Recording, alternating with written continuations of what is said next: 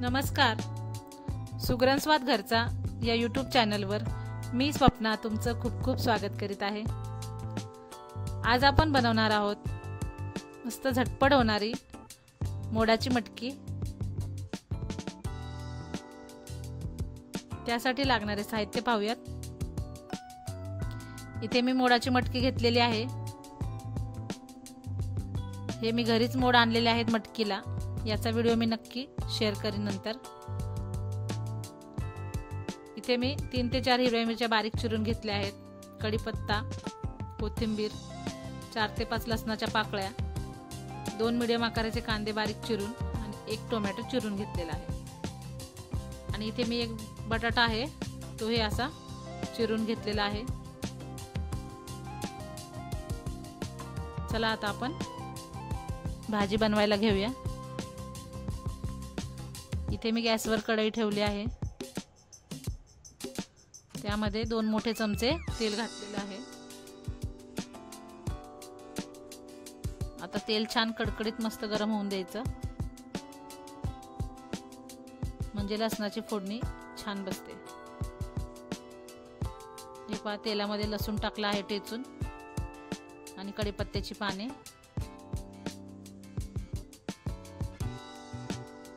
आणि हिरव्या मिरच्या घातलेल्या आहेत. मी मटकीमध्ये हिरव्या मिरच्याचा वापर करणार आहे, कुठलाही मसाला वापरणार नाही.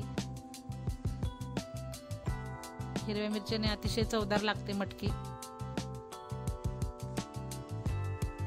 आता हे छान लाल होईपर्यंत आपण तेलामध्ये भाजून घेणार आहोत.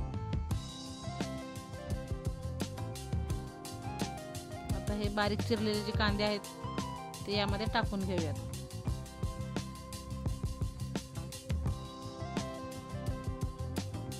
कांदाही छान सोनेरी रंगावर आपल्याला परतायचा आहे.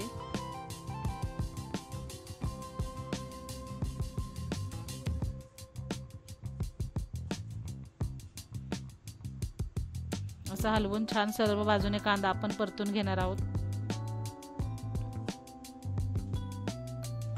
पाहू शकता कांद्याचा रंग बदललेला आहे.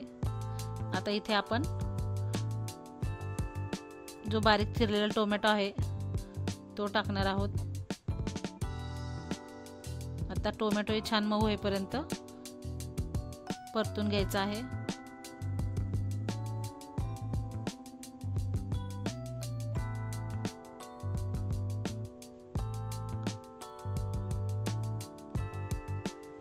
हे पहा, टोमॅटो छान मऊ व्हायला लागलेला आहे. आणि मटकी इथे मी स्वच्छ धुवून घेतली आहे निथळून. आता यामध्ये अर्धा चमचा हळद घातली. आता हळद छान परतून घ्यायची.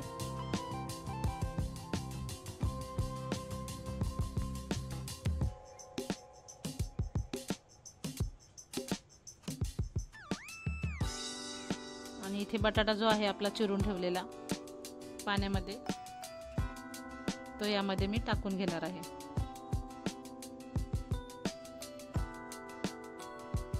तुम्हाला आवडत नसेल तर तुम्ही फक्त मटकी टाकू शकता. पण लहान मुलांच्या टिफिनसाठी भाजी बनवणार आहोत, त्यासाठी बटाटा नक्कीच घाला, कारण मुलांना आवडतो. मोठ्यांनाही आवडतो, त्यामुळे बटाटा घालाच. आता इथे मटकी जी आहे ती टाकून घेणार आहोत.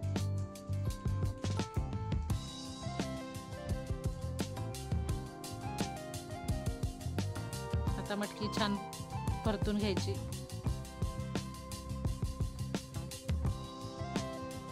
अशी कांद्यामध्ये एकजीव झाली पाहिजे मटकी. हे पहा, इथे मटकी झाली आहे परतून मस्त. आता इथे चवीप्रमाणे मीठ घातलंय. मीठ घातल्यानंतर बारीक चिरलेली कोथिंबीर आता हे मिक्स करून घ्यायचं.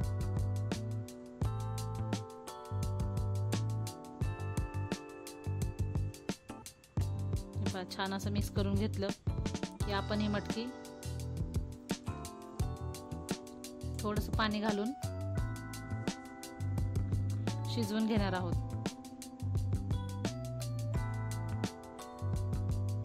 हे पहा, या पद्धतीने पाणी घालायचं आहे। फक्त बटाटा शिजण्यासाठी गरज आहे, एवढंच पाणी घालायचं आहे। आणि आता आपण झाकून ठेवणार आहोत। जोपर्यंत बटाटा नरम होत नाही तोपर्यंत शिजवून घ्यायचा आहे।